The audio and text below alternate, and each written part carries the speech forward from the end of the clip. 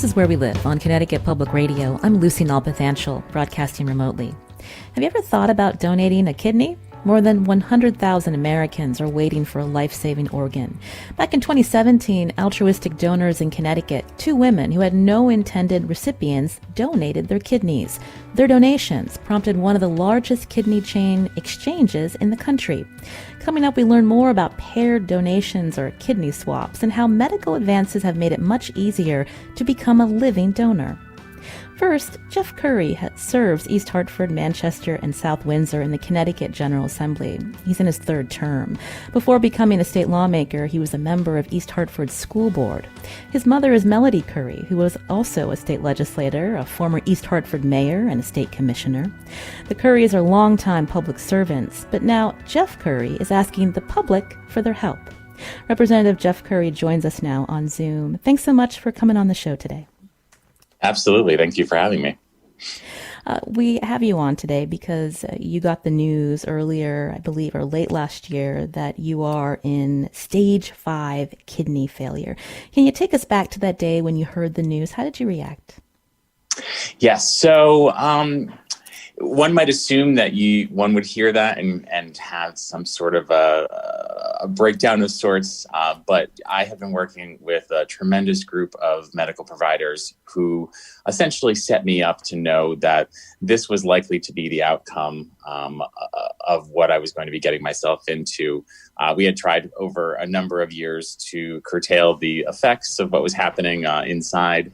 But unfortunately, nothing was really working. And so, yes, had the biopsy done at the end of December and received the diagnosis at the beginning of January and essentially confirmed what we thought was going to be the case. And the fact that it was something that was not treatable and that this was something that we were going to have to be discussing.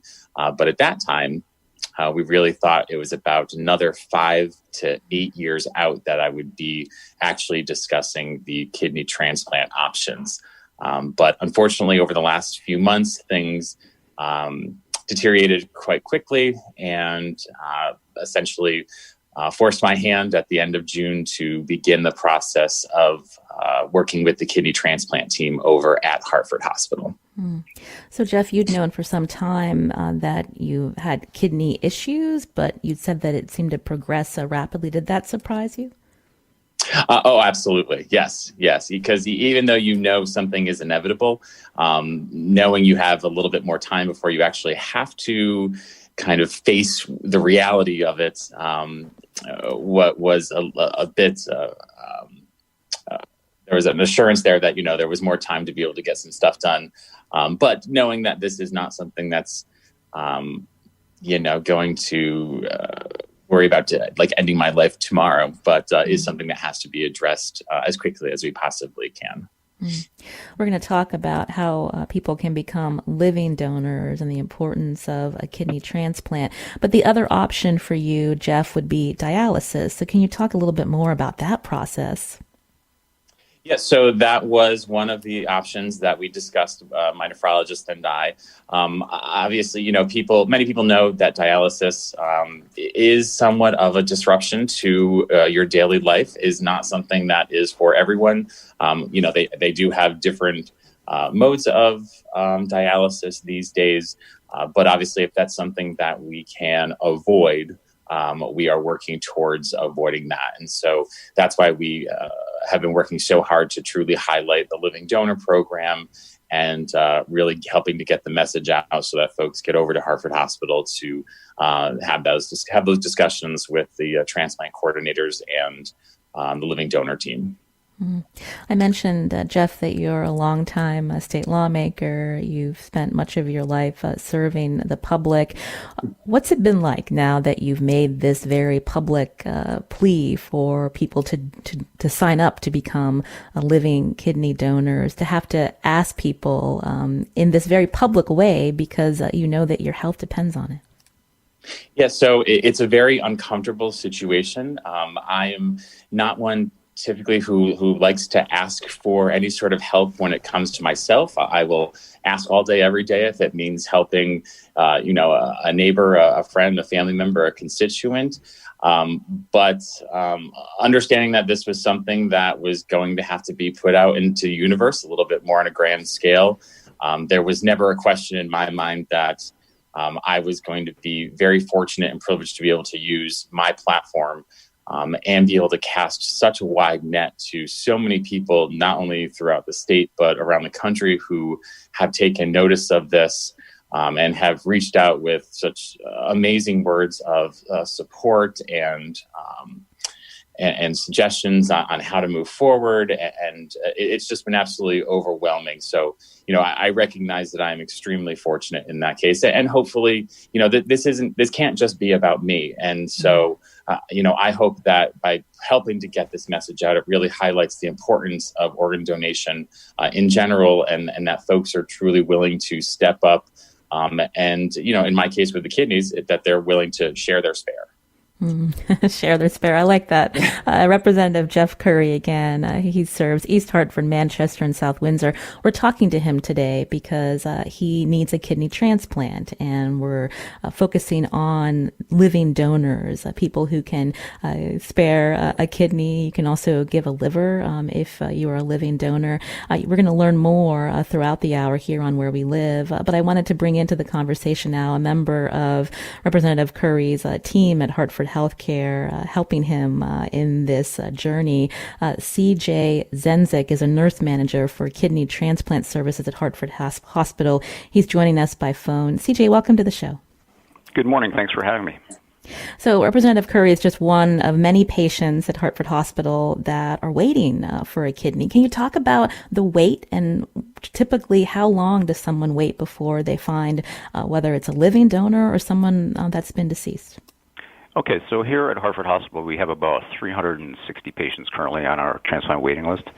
And the average waiting time for any of those patients can vary between 5 to 7 years for getting a deceased donor.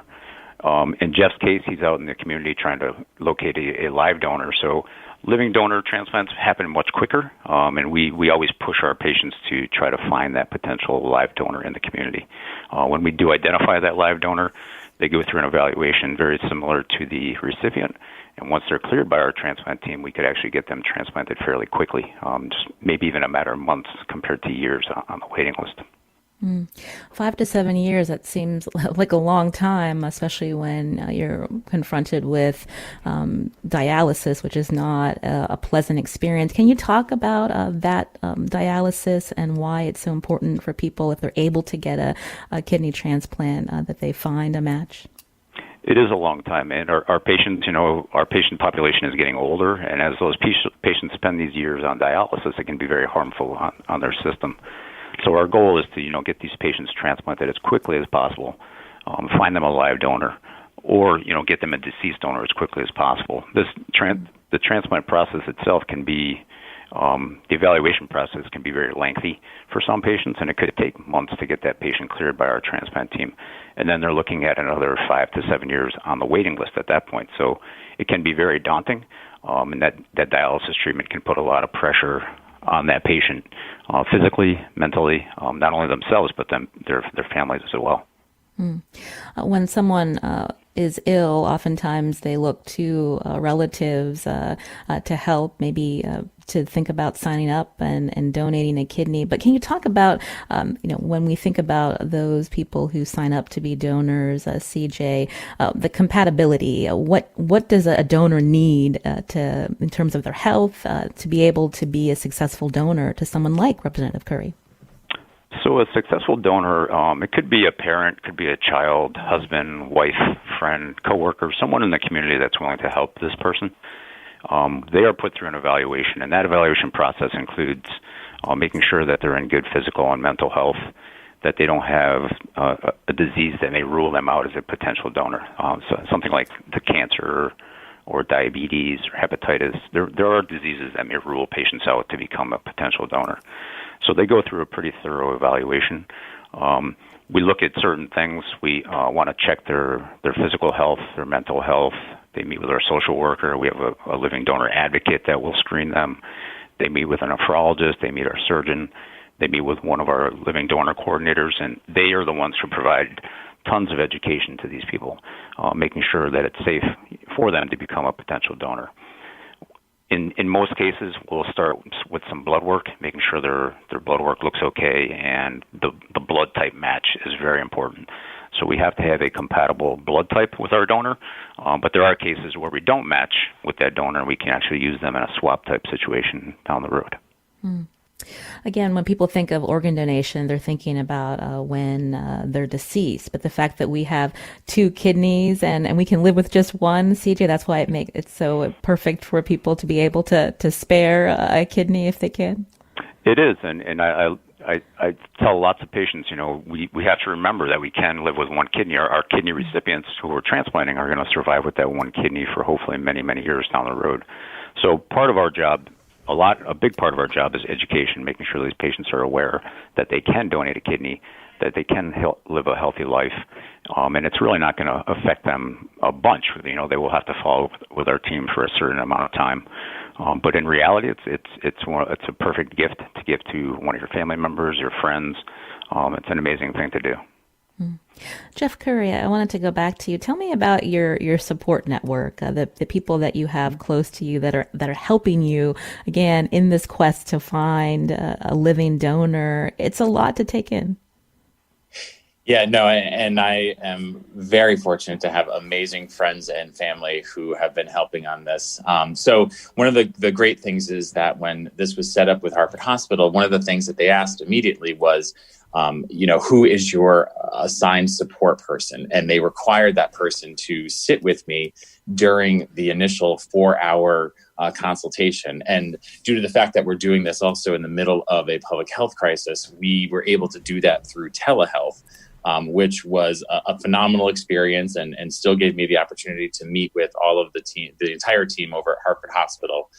But having my support person, Val Shear is her name. She's been one of my oldest and closest friends. And I jokingly say, I'm known for doing things in a bipartisan fashion. She's actually a Republican member of the Board of Education in East Hartford. So true to style, even in my kidney search, and I'm doing that in a bipartisan fashion.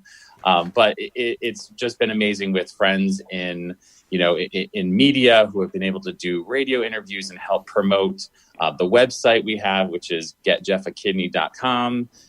Friends came out of the woodwork to offer to throw up decals on their cars for me. So we have 100 of those coming in that people are going to be driving around the state and throughout the country, actually. So I've been very, very lucky and to have the support team that I do behind me on this. I'm glad you mentioned the website getjeffakidney.com, Jeff Currey, because this is a serious topic, but you're also you're a positive person. You're trying to have fun with it. Tell us about the birthday cake and how you got the word out in this video on your website. Yeah, so my birthday was at the end of July, and I knew that I was going to use that day to get the message out and really make this more public. So went over to my brother and sister-in-law's house and set up a birthday cake made out of cans of kidney beans, and then just kind of sat down and spilled the tea on what exactly was going on in my life. And I always say, if you can't love it or laugh at it, leave it alone. And while this is very serious, you still have to be able to humanize it and show other folks that, if they're in these situations, there's no shame in coming out and telling your truth and asking for help, because that's essentially what this is all about. And again, it's just been overwhelming to hear the support from folks in response to that. That video, I think, has over 30,000 views and hundreds of shares, and I know it's made its way all around. So it's been awesome. What have you been hearing from community members, Jeff Currey? I know you just did an event at Geisler's supermarket, again, to get the word out. Do people know about live donation? Not to the extent, obviously, that they do now. I think a lot of folks there's always a lot of questions and concerns, particularly for the person who's going to potentially be that donor. And what's great about the team over at Hartford Hospital is they don't really want to burden you too much with having to answer a lot of those questions. So being able to simply hand over information and contact for the folks at Hartford Hospital to have them be able to, help people talk through it and make the decision as to whether this is right for them, because it's not going to be right for everyone. And I said that to my friends, like, I don't begrudge anyone who isn't stepping forward to do this. It's one thing when I have to ask for $5 donations for a campaign. It's another thing that I'm asking for a part of your body. So I can understand why some folks might be a little hesitant to want to move forward with something like this. And Jeff, what is the timeline? Again, you're getting the word out. People should sign up to become live donors. You may not find the perfect match right away, but you might be helping other people find matches who are on this waiting list. Yeah, and to that point exactly, I actually spoke with a member of the team yesterday, and there was apparently a family who I've never met. They've never met me. They caught wind of the story, and apparently they had a family member pass at the end of last week.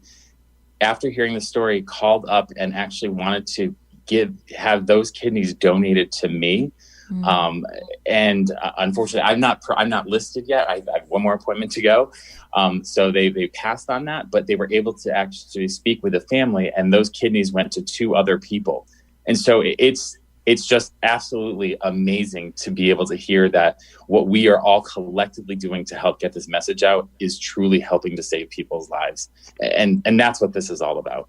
And when it comes to the timeline for you, again, you want to avoid dialysis because you're in stage 5 kidney failure, hoping to have a match before the end of the year. What are they telling you, Jeff, in terms of your timeline? Yeah, I mean, a lot of this is up to the donor. It's all going to be done around their schedule. But I think with the amount of people who are currently working their way through the process, I think I'm going to be fortunate that we may see a few good matches. And if it was up to me, I'd love to have this all wrapped up by the end of the year. But it's not going to be completely up to me. But fingers crossed, and just kind of throwing that good juju out into the universe. CJ Zenzick, again, the nurse manager for kidney transplant services at Hartford Hospital. For listeners who are interested in learning how to sign up, how do they get in touch with you? What's the process? Probably the easiest way, they could either go on our website or just give us a telephone call. They can call our center, have a message left for our living donor coordinator team, and they will reach out back to that patient and set up a telephone interview. And you can go to getjeffakidney.com, I believe, for that contact information. I want to thank CJ Zenzick for joining us from Hartford Hospital. And Representative Jeff Currey, we thank you for telling us your story. Anything else that you wanted to say about this journey that you're on this year? No, I just want to thank you and thank everybody else who really has taken the time to help promote this message and the call to action for me and for all the other folks on this list. So hopefully we can clear that list and everyone again is willing to share their spare. Representative Currey, thanks so much. We wish you luck in your journey to find a living donor. Thank you very much, Lucy. This is Where We Live on Connecticut Public Radio. I'm Lucy Nalpathanchel. Coming up, we're going to learn more about paired donations or kidney swaps. Now, have you thought about donating a kidney? What questions do you have? A transplant surgeon will be joining us, and you can too. 888-720-9677. That's 888-720-WNPR. You can also find us on Facebook and Twitter at Where We Live.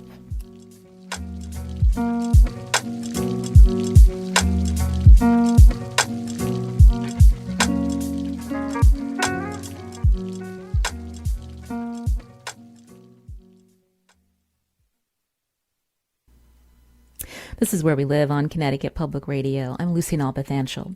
When you get a new driver's license, you can choose to be an organ donor when you pass away, but you can also choose to be a living donor. Have you donated a kidney or know someone who's benefited from a living donation? You can join us, 888-720-9677. That's 888-720-WNPR. You can also find us on Facebook and Twitter at Where We Live. Joining us now from Yale University studios is Dr. Peter Yu. He's Associate Professor of Surgery. He's a transplant surgeon and the Program Director of Yale Surgical Residency. Dr. Yu, welcome to the show. Good morning, Lucy. We heard a little bit of Representative Jeff Currey's story to find a living donor. You're a transplant surgeon, so you're interacting with patients, but also donors who are making this generous choice. Talk us through some of the people that are coming to you that have made this decision. What kind of people are they? Well, I'll say that they're not just coming to me. They come to Yale for the Center for Living Donation. They meet our director of the kidney transplant service. His name is Sanjay Kulkarni. They meet a range of other people, and it's a big enterprise on our end. So I'd hate to have it be portrayed that it's any one individual, because it certainly is not. Now, in It's that a regard, full team. it's a big team. And with regard to what kinds of people are coming forward, it really depends on the circumstances by which they became aware of kidney donation. For some people, they've been following the kidney health journey or the kidney illness journey of a family member or a friend, and they've been watching them go from a first diagnosis through the various stages of kidney failure onto end stage, where they become aware that a transplant is going to be necessary, and the discussion about donation becomes quite imminent. For others, they hear about it through stories like Representative Currey's. They see it on billboards. They hear about it on TV. Some of them have even come to us after a particularly compelling episode of Grey's Anatomy. So by the circumstances by which people come to this very notion of kidney donation really tells us about, the sort of humanitarian, humanistic aspects that motivate them to make that extraordinary gift of kidney donation. I started the show citing this statistic that there are more than 100,000 Americans on a waiting list for a life-saving organ. When we think about kidney transplants, Peter, how many of them are done a year? So I think that last year was the greatest number of kidney transplants ever performed in the United States, and it was somewhere in the range of about 22 or 23,000 kidney transplants that got done in all 50 states. And so why the increase in kidney transplants? Is it because people are getting the word out, or what we wanted to really talk to you about was this idea of paired donations, or these kidney swaps that are becoming more common? Well, it's both a good news and a bad news story. I think that our ability to safely do transplants increases every year with newer technologies, better medications, a better understanding of which patients do well and which patients don't do well with transplants, and how to use the resources that are available to us to their maximal extent. And that's the good news side of things. The bad news side of things is that there are more patients who are ill, right? Mm-hmm. And as with every other health story that we talk about, whether it's cancer or any other health issue that plagues our country, the problem with the aging population, with the national epidemic in obesity leading to high blood pressure and diabetes, these all lead to kidney troubles. And so the population of people in our country with kidney troubles is ever increasing because of these other antecedent problems. So tell us more about paired exchanges. When someone steps forward and wants to donate a kidney, the fact that it may not necessarily be a good match for a loved one, but they can also help someone else. Right. And I think it's important to say that the most straightforward situation is that when someone has an intended recipient, they walk into the hospital with that recipient in mind, and we proceed with that transplant. But if that intended recipient is for whatever reason incompatible, and we can discuss that momentarily, then we do have other options. I think that years ago it would have been the case that if someone showed up and they were incompatible, then they would have been sort of sent on their way and told to go keep on looking for a new donor. But beginning with some initial thought experiments that took place in South Korea before Y2K, and then continued on through the 2000s here in the U.S. with some notable successes before 2010, the idea of taking those patients who came to the transplant center with an incompatible donor and sort of putting them into a database and saying, now let's use some hypothetical names. The Chans showed up, and Mr. Chan wants to donate to Mrs. Chan. The Sanchez's showed up. Mr. Sanchez wants to donate to Mrs. Sanchez, but neither are the Chans compatible with one another. Insert your corny marriage joke here. Nor are the Sanchez's compatible with one another. And then the Sanchez's donate to the Chans, and the Chans donate to the Sanchez's, and then everybody walks away happy, though they didn't walk away from the party with the person they showed up to the party with. And then it gets even more complicated because you can have a third pair and then a fourth pair and so on.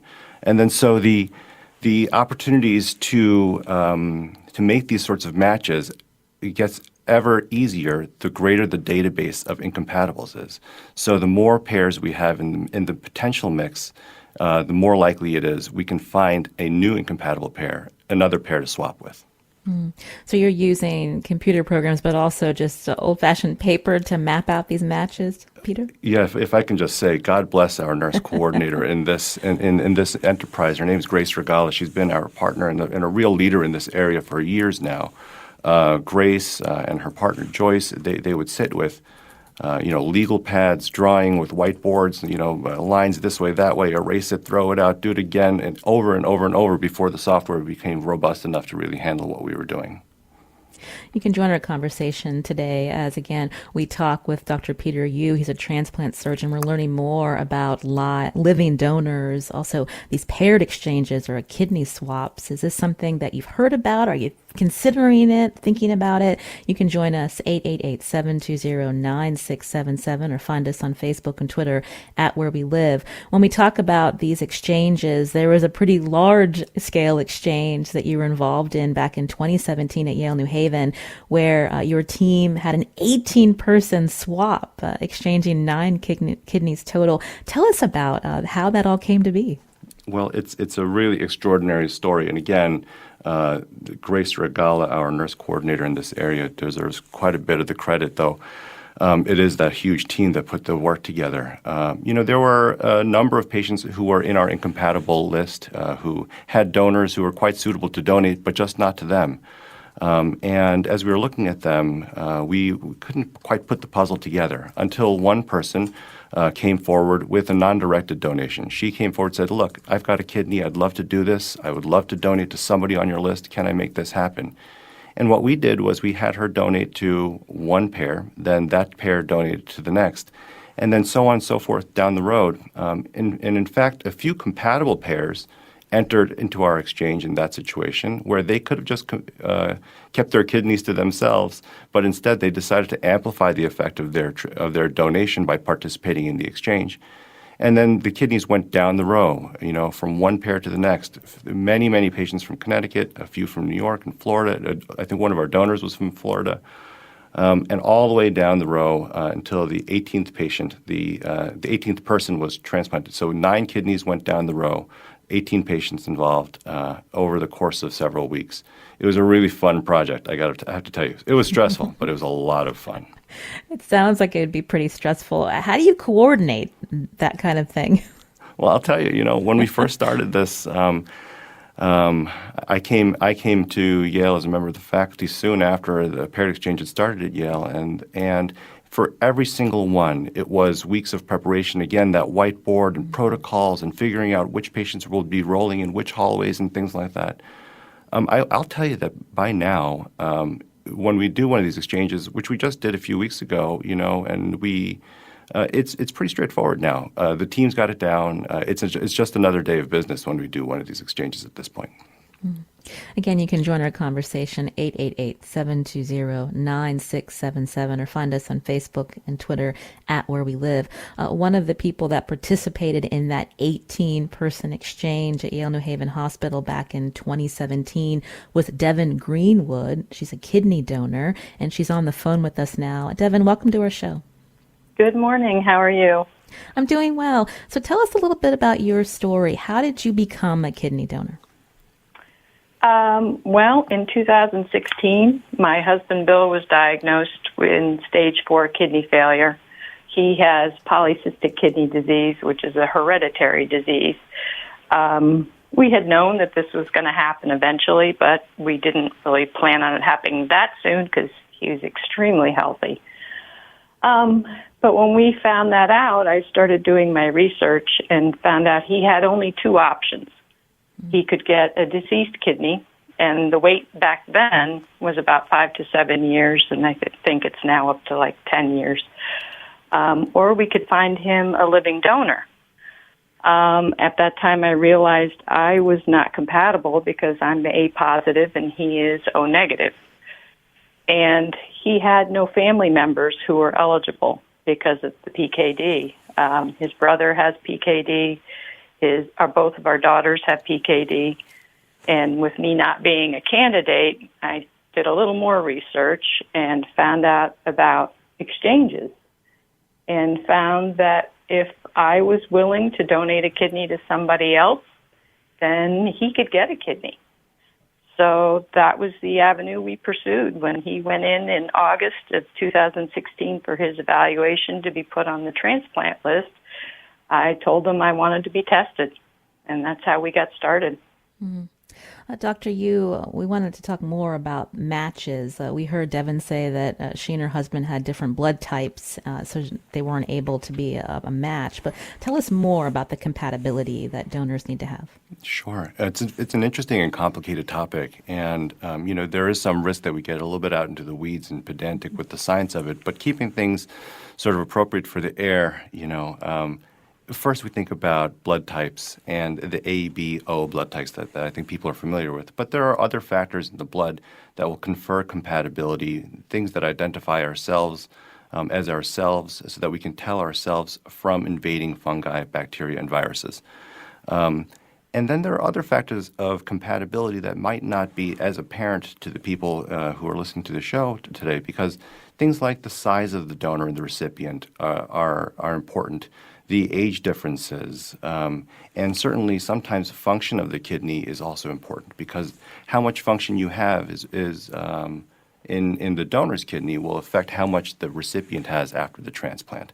So there are a variety of other factors that go into the considerations of compatibility beyond the blood types, though blood types are a hard stop. Incompatible is incompatible in almost all circumstances. Devon, going back to you, when you found out that you were incompatible, but you're still able to help others with your kidney donation, talk us through the process, because not everybody would want to think about having to, do an operation to donate a kidney or a liver. What was it like? I had no qualms or hesitations about donating as part of an exchange. Loaded with the information that I had found, that I knew was his only option to get a kidney. So I was perfectly willing to do that. And, I'm happy to say that my recipient is still doing very well too. So it's a win-win situation when you're helping really two people. I help my recipient and I help my husband. So that's a really good scenario. Mm. But for you personally, what was it like to go through the procedure, recovery? Not too bad. Not as bad as I expected.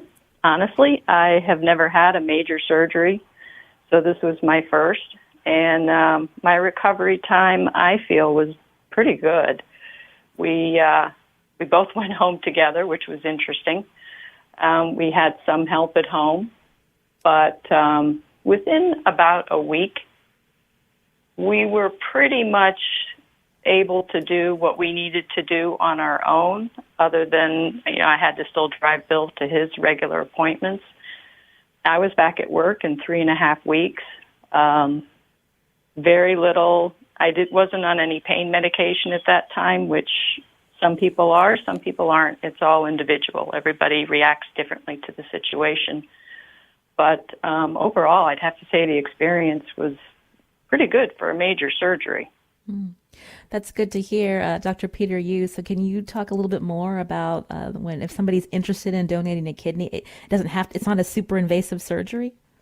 That's right. Well, I mean, it's still major surgery, right? There's no way around the reality that it's one of your major organs and it has to be removed from your body. Mm-hmm. By the way, hi, Ms. Greenwood. Hi. I hope you and Bill are doing well. It's been a few years since I last saw you. I'm really glad to hear that you're doing well. Thank you. Incidentally, that's incidental to the discussion, I suppose. With regard to the operation itself, our team does them entirely laparoscopically using a very minimally invasive approach.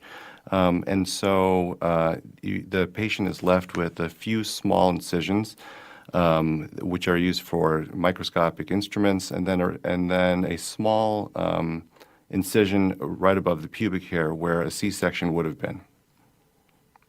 So overall, it's a minimally invasive approach. The operation recovery, I think most of our patients would say that it was far less problematic than they thought it was going to be. And patients are up and walking the night of surgery. In some cases, they go home the following day. In most cases, they spend 2 nights in the hospital. Wow. Devon, did you want to add something? No, I was just going to say that the surgery scars from 3 years ago, they're primarily gone. As far as any residual after effect, you might not even know you had surgery, basically. Today we're talking about living donors, again, people who are willing to donate a kidney. With us again is Dr. Peter Yu from Yale, and also Devon Greenwood, who participated in an 18-patient exchange at Yale New Haven Hospital back in 2017. You can join us, 888-720-9677. Anne's calling in. Anne, what's your question or comment? Hello. Thank you so much for taking my call. My husband and I participated in the living donor experience at Yale in 2018, and I just want to say we found everyone very professional. We went in being a little reserved, and we came out very enthusiastic. We went through the process. It was very comprehensive. But then at the end, everything turned, and it has caused me to really think about the ethics of hospitals deselecting patients to maintain their high success rate. And the reason I say this is because,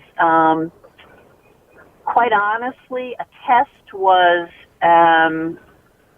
mandated for my husband that 3 of his physicians said was high risk and could result in stroke, heart attack, or even death, and advised against it. So we were deselected based on that, and it really left me with many unanswered questions.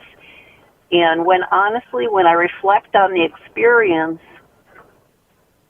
I now have a different interpretation of the success factors at the various hospitals, because if deselection is so prominent at these high success rate factors, is that the physician's code being practiced? It's a very difficult question, I know, but it has left me with many unanswered questions, and actually a lower opinion of the Living Transplant Center at Yale. Well, Anne, let me get Dr. Peter Yu to respond. Dr. Peter Yu, how do you respond to Anne about this question about who is eligible for the live donor program? What a challenging situation, and one, we always aim to avoid. Certainly for the caller, if there are unanswered questions, that's a situation that we can always do better at, and I encourage you to get in touch with your kidney team, with us at the Transplant Center, or with your husband's nephrologist, to have those questions answered. That must be an unpleasant feeling, and I wouldn't want that for any one of our patients. But with regard to selecting patients, it's our intention, our hope is to get as many patients through the process safely as we possibly can. We have reciprocal responsibilities both to the patients we serve as well as to being good stewards of the public good of the donated organ pool, and maintaining also the safety of the donors as well. So the risks that we put everybody through have to be matched in some context to the potential benefit and the benefit-risk ratio that is experienced by the recipient. So every situation is different.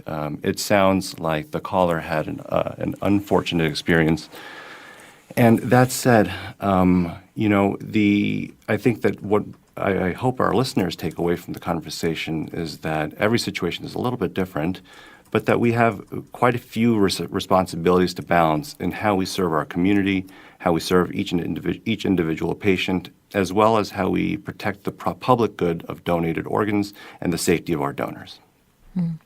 You can join our conversation, 888-720-9677, or find us on Facebook and Twitter at Where We Live. Devon, how is your husband doing today now that he's had this transplant for a few years now? 3 years, yeah. He's doing great. He was back at work pretty quickly. Don't listen, Dr. Yu. And I didn't expect anything else. Yeah, knowing him. He's in construction, so he is a very physical job, and he has done great. He has no issues. As a matter of fact, he was just at Yale last Friday for a 3-month checkup, and he's doing beautifully. That's good to hear. Reverend Mark Hughes is calling in from Old Lyme. Mark, you're on the show. Hi, it's Mark Robinson, the Reverend Mark Robinson calling from Old Lyme, and I just want to extol the talents and wisdom of the team at Yale who transplanted me in a 9-person transplant in June of 16, and the preparation work prior to the transplant, the psychological, emotional, psycho-religious preparation was extraordinary, as was the follow-up. Some challenges that any transplantee will face are the acquiring a donor, and I was blessed to find a former parishioner's daughter who gave me her kidney. I didn't receive her kidney. I received another one because they did such a fine job in matching kidneys that were appropriate for the individual. Not all donors give kidneys to their donee. So thank you, Dr. Yu, and thank you, team at Yale. I am ever grateful. I'm alive. I'm climbing mountains. I'm riding my bike. I'm 63 years old, and am ever grateful with this switch to new life. Thank you. Thank you, Reverend Mark Robinson. Dr. Yu. Case very well, and I will tell you that just weeks after the Reverend Robinson's transplant, I bumped into him in the cafeteria at Yale, and I didn't recognize him. He was in his religious collar. I'm not really sure how to refer to it, but he was dressed as he would be for his profession. And he was visiting one of his parishioners who had recently had surgery, and he looked like he'd never been sick a minute of his life. And unfortunately, I think that was the last time I got to see him. But it was social, and what it reminded me was that the experience is really to restore life to these individuals, right? And for a member of the clergy to be able to attend to a member of his parish in the hospital and provide religious services for that individual is, that's Reverend Robinson living his life. That's him doing his thing. And it's extraordinarily gratifying to be able to have overcome the logistical and technical challenges of incompatible transplants and finding somebody and putting them through the swab and all the exigencies of a 9-way transplant, to have Reverend Robinson living his life, doing his thing, kayaking, playing croquet, and attending to his flock. Well, we want to thank Devon Greenwood, who also was on the phone with us. She's a kidney donor who participated in this 18-patient exchange back in 2017. Devon, thank you. We're glad to hear that you, your husband, and the person who received your kidney is doing well today. Thank you. It was a pleasure. This is Where We Live on Connecticut Public Radio. I'm Lucy Nalpathanchel. Dr. Peter Yu, Associate Professor of Surgery and Transplant Surgeon, will stay with us as we continue to talk about living donors. Have you thought about donating a kidney? Have you donated? You can join us, 888-720-9677.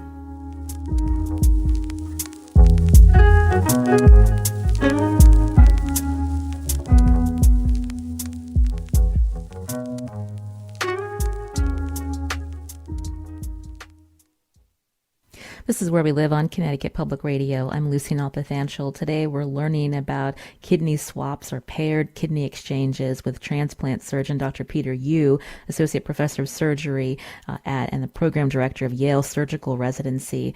Suzanne's calling in from Windsor. Suzanne, thank you for calling in. You are very welcome. I'm happy to do this. So I understand that you received a kidney. I did 3 years ago, August 15th. I received a kidney at Yale with great care and great attention and skill from the team. My donor I had met 25 years ago, when I was on a leadership team in a parish. My donor was 70 years old at the time, and today, sorry, I'm a little emotional, but I am on the way to play golf with her for the first time. And she's a good golfer, and I'm hoping that I'm going to pick up her skills by osmosis after having received her kidney. Well, Suzanne, that's a wonderful story that you're able to receive a kidney, but also you have a new friendship. And thank you for calling in. Also calling in right now is State Representative Ann Hughes from Easton. Representative Hughes, go ahead. Hi, I'm so excited to just offer that I'm a kidney donor, 5 years proud, I suppose, and to urge all our listeners to really consider applying to be a living kidney donor and to sign up for the match program if they can, because they will find a match if you're eligible. And you go through a very, very extensive physical, blood work, MRI, CAT scan, EKG, stress test, urinalysis to really, really be sure that there's very little likelihood that the donor will need that second kidney sometime in the future. So you get an extra vetting, comprehensive, thorough physical, so that that is like, a bonus. And I went home a week after the transplant. I was back to work in 2 weeks. I was only on pain meds like one maybe 2 days. And, I highly, highly, highly recommend it. You save a life, and all the rest is gravy. Well, thank you, Representative Hughes, for calling in and sharing a little bit of your experience. Peter, we just have a couple of minutes left. Someone on Facebook asked they want to be able to donate, but they've had cancer. Is that a possibility for them? Well, I think that there are so many individual variables that affect someone's ability to donate, and every situation is unique. So I would say that if anybody wishes to be evaluated to be a donor, regardless of what their circumstances are, whether they believe that their health history or their weight or their personal habits or whatever it is might affect their ability to donate, let's just let the team do the work. And if you're interested in donating, call the Center for Living Donation at Yale or at your local transplant center, wherever you choose to receive your care. And have the team work with you to see if there is a way for you to safely donate your kidney and to give that gift of life to a potential recipient. And we'll be sure to share that information to your program at Yale New Haven Hospital. We'll tweet it out at Where We Live. Another real quick question for you, Dr. Peter Yu. A listener from Greenwich wants to know, they want to be able to donate their organs upon death and wants to know how long are organs viable for transplant after death? Well, the most important thing there, of course, to do is to make sure that it's so marked on your driver's license and to have had that conversation with your family so that your wishes upon your death are known. How long are organs viable depends on for which purpose and for which organ. For transplant, hearts generally are used very quickly. So are lungs, liver. We have a little bit more time, and kidneys. We try to get done within 24 hours of donation. But there are other tissues and other organs that get donated for not only transplantation, but also for other scientific purposes, for research and things like that, so that there are many purposes for which anatomic donations and organ donation can be useful in addition to the purpose of transplantation. So in each circumstance, it's a little bit different, but there is a sort of range. Well, we want to thank Dr. Peter Yu again, Associate Professor of Surgery, also a transplant surgeon. Thank you so much for your time today, joining us from the studios at Yale University. Dr. Yu, what a pleasure to be here with you. And also today's show, produced by Carmen Baskoff. Our technical producer is Kat Pastor. Learn more about the show. You can download and listen to Where We Live at any time on your favorite podcast app. I'm Lucy Nalpathanchel. Thanks for listening.